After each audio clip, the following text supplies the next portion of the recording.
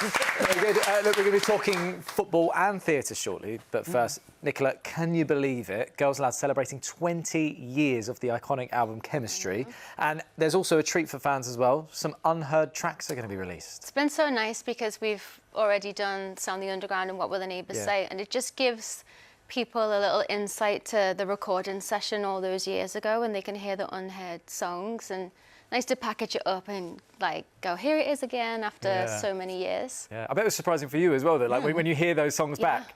Definitely, and you're hearing old verses that you sang like 20 years ago, and you're like, and each of us would be like, remember that little bit? And also, the way we've like re-edited is like you hear different girls on different bits, so to hear Sarah's voice on certain parts and Nadine, it's just like, it's nice. Oh, lovely, excited. Right. Models was the tune, by the way. Yeah. That's a deep one. We love that tune. Right, we're going to be talking more music with Nicola. Yeah, time now to chat theatre, because Nicola is joining the cast of West End musical Hadestown, which takes you on a powerful journey to the underworld where two ancient Greek love stories intertwine. And before we chat to her about it, let's get a little taster of what to expect.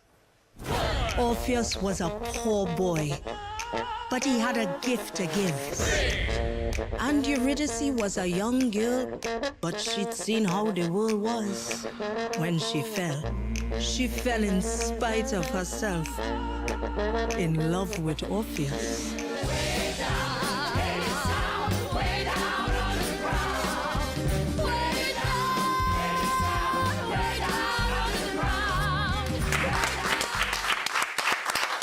It's fantastic. You've got groundbreaking as a musical because you've got Greek mythology with Grammy-winning music.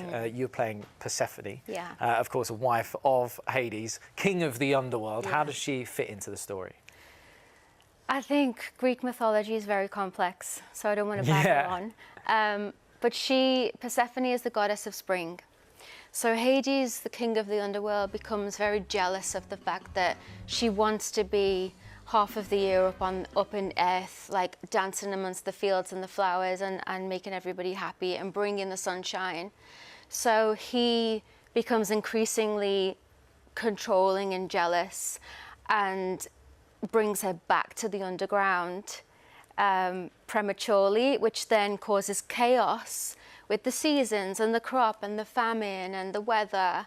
And she feels very responsible for that. And there's just this tug of war between wanting to be with her husband, but wanting to feel free on the upper world, and the consequences of that tug of war. But it's, yeah, it's been amazing. Big drama. So exciting. We've had loads of questions in for you. Amelia asks, what drew you to Hadestown compared to other musicals? Because there are so many musicals out there. So why Hadestown? And I'd been asked, like fortunately asked, especially since the tour, to do like a lot of them, or come and meet for a few of them. And I've just never been that girl that can like be all jazz hands and like happy all the time and like get onto that level. So I needed something that had depth and was complex and had sadness but joy, and it just needed to be a bit more like multifaceted for me. And when Hadestown came along and they asked me to meet, I did a little bit of research, asked my brother who's obsessed with the show, and then it just felt like the right fit for me. And then I met the team. The team were incredible. It's originally the National Theatre. They're insanely amazing, what they do. And it just felt, Grammy Award winning, Tony Award winning, just felt like the right, amazing thing to be part of. Yeah. And so it's like an honour to be part of it. And the cast are insane. I'm like, I have to get to your level. It's quite similar between the two of you. I mean, Lucy joining a team that's winning title after title, but this is it. You're joining something that is already kind of proven and is so, as I said, groundbreaking. How are rehearsals going? Because I understand you're having to deal with a rotating stage. Sorry, I had a little wobble on that yesterday. We've actually had one of those before with Girls Aloud, like many years ago. I think I've learnt the whole show in 8 days, and it's a lot of information that's gone on, but the director, Maria, is incredible. The whole team are very encouraging. They getting the best out of me. And although I'm quite frazzled, I'm not going to lie, there's a lot going on right now in my head. No one's getting a reply at all.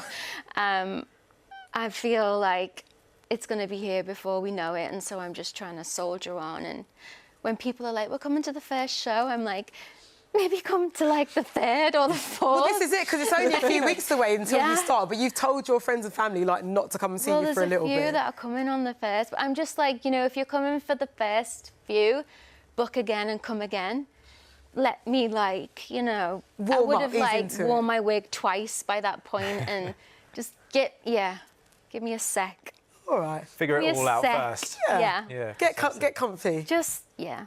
Well, look, you are going to be fantastic. We can't wait to see you in it. And you can catch Nicola in Hadestown from the 16th of September to the 18th of January at the Lyric Theatre in London.